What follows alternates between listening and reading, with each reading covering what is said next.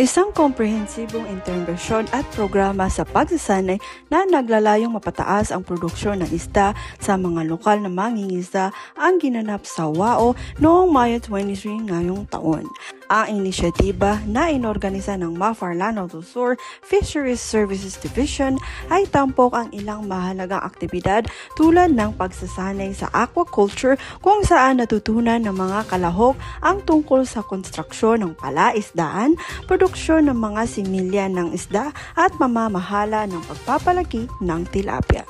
Namahagi din ng MAFAR ng mga pagkain sa isda upang suportahan ang paglaki ng mga isda.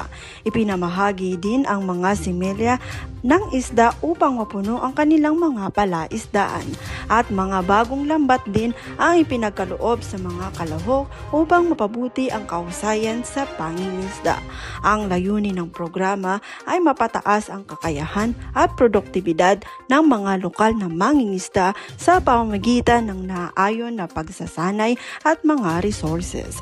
Ang inisyatiba ay sinuportahan ni Attorney Khalid D. Ansano na may mahalagang kontribusyon mula kay Fisheries Service Division Chief Alnizar G. Dimapuro. Suportado din ito ng Fish Farm sa Mantapolin, Marantao at ang MAFAR Municipal Office ng WAO na pinamumunuan ni Nasrullah Sampaco sa pakikipagtulungan sa LGU ng WAO.